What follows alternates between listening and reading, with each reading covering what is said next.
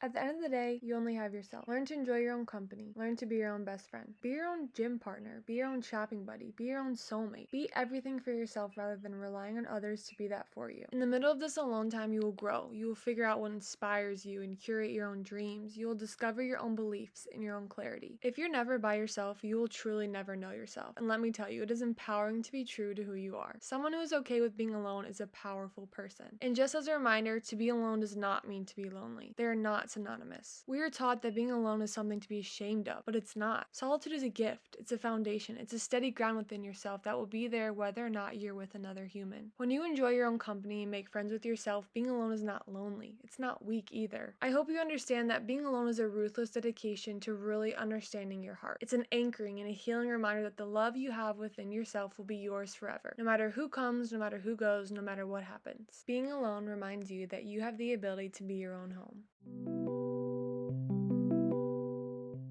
So this past weekend, I was flying back home from a trip out of town and I started talking to this older couple. They were just asking me kind of questions about where I was from. The older gentleman made a comment about me flying alone. And the comment kind of sat with me the rest of the plane ride. And I really just started to ask myself, why do I like to be alone so much? Not a lot of people really know how to do things alone or enjoy their own company. And for me, I've always been an introvert, so I feel like this came relatively easy. I've been someone that was pretty independent and preferred to kind of be by myself, but like anyone, I've obviously craved being with other people as well. And I can remember in middle school and high school, I always wanted that best friend. People had their best friend or they had small groups they could hang out with, and granted, I was gone a lot for basketball, busy doing sports and stuff, but still when that wasn't happening, I was alone and I never really had that person. And through those experiences is where I really feel like I learned how to become my own best friend. So that's kind of what inspired this conversation and me to talk about this, because I feel like it is a topic that is really near and dear to my heart. I truly love to be alone. I crave my solitude. I crave my peace and my alone time. And I'm not taking away from other relationships in my life. We as humans were meant to connect, be with other people. There's so much value in relationships with your parents and your spouse and your friends and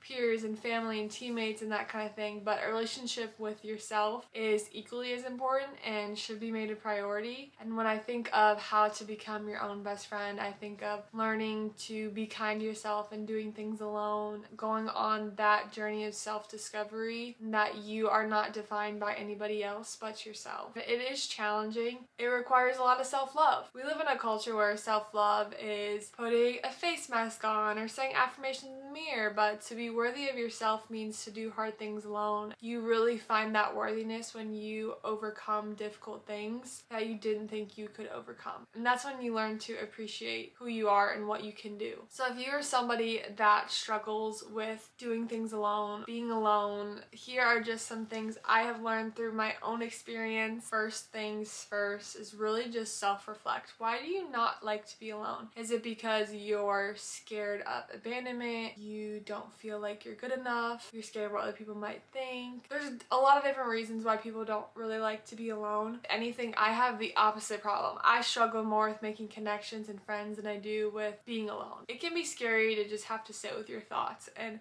figure out who you really are, but the most important relationship that you're gonna have is one with yourself, and that truly sets the tone for every other relationship that you have. So once you kind of figure out why, then I would do small things to put it into action. And what I mean by that is go on a 10-minute walk alone, go get coffee and do some homework, go to the grocery store alone, because the only way you're going to get better at being alone is if you put yourself in positions to do things alone. If you're somebody that is scared of what other people might think, we have to remember that we are a very, very selfish society. We're always thinking me, me, me. So most of the time somebody is probably thinking, oh my gosh, what are they thinking about me? Then they are actually thinking about you. And if they are judging you for some reason, that says more about them than it does about you.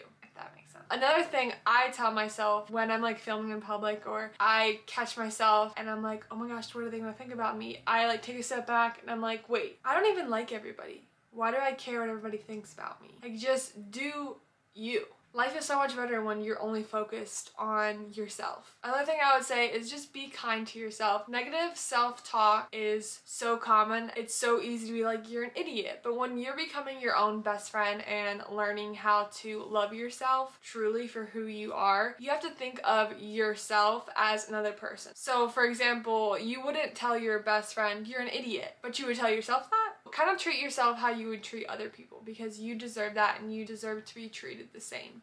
Celebrate your achievements. A lot of times when we go through things, we are seeking that external validation. We're seeking somebody to clap for us or pat us on the back, and there are going to be times where we're just not going to get that, and that's okay, because when you become your own best friend, you learn to do things for yourself and you learn that you don't need any validation from anyone else. I will say in my own experience that besides my views of who I am, I also find my worth in Jesus Christ. Knowing that He has my back and He'll always clap for me, and then I have my back and I'm gonna be there for me no matter what. I really ground myself in those things. That is all the validation that I need. I know that I am worthy for Him and that I am worthy for me. I am loved and I'm enough, and I don't need external validation from anyone else to confirm that for me. I realize not everybody is religious or follows a religion, so that again, that's just my own personal experience and my take on that. But really stepping away from that people pleasing, doing things for compliments, or just that codependency is super important, and you can become better at that as you spend time alone. And when you are spending this time alone, really try and be intentional with it. Try not to be on your phone. Your life is what's going on around you. It's not in your phone. Like, this is the present, this is life, stay in it. Becoming your best friend is a challenging process, but sometimes you're all that you have, and sometimes that's all that you need. Being your own best friend is a superpower. Solitude is good for the soul. In order to exist in the world as your absolute best self, you need to make time to be with yourself and nurture those inner needs. You can't depend on others to nurture those needs or to feel better about yourself. I hold the company I have with myself so sacred that when I'm alone, I'm whole. That is my peace. Be that person you always needed, because at the end of the day, people are gonna come and go. Life is temporary, things don't last forever, but you will always have yourself. You wake up with yourself in the morning, you go to sleep with yourself at night, and if you don't like that person that is in between your ears, then you may never truly find the happiness and purpose that you're looking for. I challenge you to push yourself outside of your comfort zone, to go do things alone. It will lead to so much self-discovery. It will lead to learning how to trust yourself better and your intuition. You'll learn how to let go of toxic relationships, because you realize that if they can't bring to the table better than what I already bring for myself, then what's the point of having them? And you'll really get to know the real you, because becoming your own best friend means understanding the real you.